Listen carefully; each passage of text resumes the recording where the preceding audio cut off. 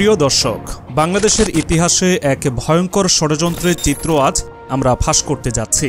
ভারতের বিশেষ গোয়েন্দা সংস্থা রিসার্চ অ্যান্ড অ্যানালাইসিস উইং অর্থাৎ র বাংলাদেশের প্রতিটি গুরুত্বপূর্ণ ক্ষেত্রে বছরের পর বছর ধরে প্রভাব বিস্তার করেছে।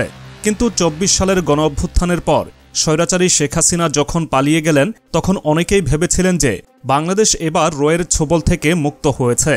তবে বাস্তবতা হচ্ছে র নতুন পরিকল্পনা নিয়ে নতুন পরিচয়ে আবারও বাংলাদেশে প্রবেশ করেছে। আল জাজিরার অনুসন্ধানী সাংবাদিক জুলকারনাইন সায়ের সম্প্রতি তার ফেসবুক পেজে চাঞ্চল্যকর তথ্য ফাঁস করেছেন, যা পুরো বাংলাদেশকে নাড়িয়ে দিয়েছে। তার দাবি মতে ভারতের গোয়েন্দা সংস্থা রয়ের কর্মকর্তারা এবার ভিন্ন নামে এবং ছদ্মবেশে বাংলাদেশে প্রবেশ করেছে। তাদের উদ্দেশ্য স্পষ্ট, বাংলাদেশকে আবারও অস্থিতিশীল করা। জুলকারনাইন সায়ের এই তথ্য ফাঁস হওয়ার পরে দেশের বিভিন্ন মহলে তোলপাড় শুরু হয়েছে। তার পোস্টে বলা হয়েছে, ২০২৪ সালের ৬ নভেম্বর এয়ার ইন্ডিয়ার ফ্লাইট AI-227 এ রয়ের ঊর্ধ্বতন কর্মকর্তা অশোক কুমার সিনহা এবং কঞ্চক খাসি খাম্পা ঢাকায় প্রবেশ করেন। তারা দুজনই ভারতের উচ্চপদস্থ IPS কর্মকর্তা। তাদের এই সফরের মূল উদ্দেশ্য ছিল বাংলাদেশের গোয়েন্দা সংস্থা NSI এবং DGFI-এর সঙ্গে সম্পর্ক পুনঃস্থাপন করা। এটি কোনো সাধারণ সফর ছিল না, বরং তাদের লক্ষ্য ছিল বাংলাদেশের গুরুত্বপূর্ণ গোয়েন্দা সংস্থাগুলোর উপর নিয়ন্ত্রণ প্রতিষ্ঠা করা। তবে তাদের পরিকল্পনা সোজা পথে সফল হয়নি, কারণ বাংলাদেশের গোয়েন্দা সংস্থাগুলো অত্যন্ত সজাগ ছিল এবং তাদের পক্ষ থেকে স্পষ্ট জানিয়ে দেওয়া হয়েছিল যে কোনো বিশেষ সম্পর্ক প্রতিষ্ঠার সুযোগ নেই। বাংলাদেশ সরকার কোনো ধরনের চক্রান্তে পা দেবে না, এটি তারা পরিষ্কারভাবে জানিয়ে দেয়। এমনকি রয়ের কভার এবং ডিপ কভার অপারেটরদের নিষ্ক্রিয় করার পরামর্শ দেওয়া হয়েছিল তখন। ফলে অশোক কুমার সিনহা এবং কঞ্চক তাসি খাম্পা হতাশায় ফেটে পড়েন। বাংলাদেশের পক্ষ থেকে প্রত্যাশিত সাড়া না পাওয়ায় তাদের গুলশানের হোটেল আমারিতে দেখা যায় অসহিষ্ণু আচরণ করতে। হোটেলের কর্মীদের সঙ্গে দুর্ব্যবহার, উত্তেজিত আচরণ সবকিছুই প্রমাণ করে তারা কতটা হতাশ হয়েছিল। ৮ নভেম্বর তারা হতাশা নিয়েই ঢাকা ছাড়ে। তখন অনেকেই মনে করেছিলেন এটি হয়তো শেষবারের মতো রয়ের কর্মকর্তাদের বাংলাদেশ সফর, কিন্তু বাস্তবতা হলো সম্পূর্ণ উল্টো। তারা বাংলাদেশ থেকে সরে গেলেও থেমে থাকেনি তাদের পরিকল্পনা।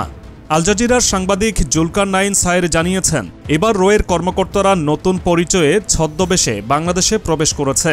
তাদের এই প্রবেশ ছিল আরও গোপন, আরও সূক্ষ্ম। এবার তারা আর কোনো উন্মুক্ত পরিচয়ে আসেনি, বরং নিজেদের পরিচয় গোপন রেখে ভিন্ন নামে ঢুকে পড়েছে। এমন চাঞ্চল্যকর তথ্য প্রকাশ্যে আসার পর থেকেই শুরু হয়েছে তীব্র আলোচনা। স্বৈরাচারী শেখ হাসিনার সময় ভারতীয় র যেভাবে বাংলাদেশে প্রভাব বিস্তার করেছিল, তাতে দেশবাসী বারবার আতঙ্কিত ছিল। হাসিনার পেছনে ভারতের প্রভাব ছিল সর্বত্র। দেশের গুরুত্বপূর্ণ প্রতিটি সিদ্ধান্তের নেপথ্যে ছিল এই বিশেষ গোয়েন্দা সংস্থা। কিন্তু গণঅভ্যুত্থানের পর শেখ হাসিনা যখন দেশ থেকে পালিয়ে যায়, তখন অনেকে ভেবেছিলেন যে বাংলাদেশ র থেকে মুক্তি পেয়েছে, কিন্তু সেই ধারণা এখন ভুল প্রমাণিত হয়েছে। জুলকারনাইন সায়ের তথ্য অনুযায়ী রয়ের সদস্যরা এখনও আমাদের দেশে ঢুকে পড়েছে এবং তারা নতুন কৌশল নিয়ে এগোচ্ছে। বিশেষ করে ডক্টর ইউনূসের নেতৃত্বাধীন অন্তর্বর্তীকালীন সরকার ভারতের এই চক্রান্তে পা দেয়নি। তারা কোনোভাবেই ভারতের এই বিশেষ বাহিনীর প্রভাবের অধীনে আসতে চায় না। তাই বাংলাদেশের গোয়েন্দা সংস্থাগুলো রয়ের পরিকল্পনার বিরুদ্ধে দৃঢ় অবস্থান নিয়েছে। তাহলে এখন এই চক্রান্ত কতদূর গড়াবে? ভারতের রয়ের এই চক্রান্ত থেকে বাংলাদেশকে রক্ষা করতে বর্তমান সরকার এবং গোয়েন্দা সংস্থাগুলো কতটা সফল হবে, সেটাই এখন দেখার বিষয়। ভারতের বিশেষ বাহিনী রয়ের এই চক্রান্ত ব্যর্থ করতে বাংলাদেশের জনগণকেও সজাগ থাকতে হবে, কারণ এর পেছনে রয়েছে এক দীর্ঘমেয়াদী ষড়যন্ত্র। রয়ের কর্মকর্তারা সরাসরি আসলেও কিংবা ছদ্মবেশে ঢুকলেও তাদের একটাই উদ্দেশ্য, বাংলাদেশকে দুর্বল করা এবং ভারতের স্বার্থ রক্ষা করা। তাই আমাদের সবার দায়িত্ব এখন এই ষড়যন্ত্রকে রুখে দেওয়া। প্রিয় দর্শক, আজকের এই তথ্যগুলো প্রকাশ্যে আসার পর বাংলাদেশের নিরাপত্তা নিয়ে আমাদের সবার দায়িত্ব অনেক বেড়ে গেছে। ভারতের এই বিশেষ বাহিনী যেভাবে নতুন কৌশলে আমাদের দেশে প্রবেশ করেছে, তা রীতিমতো রাষ্ট্রবিধ্বংসী ষড়যন্ত্র।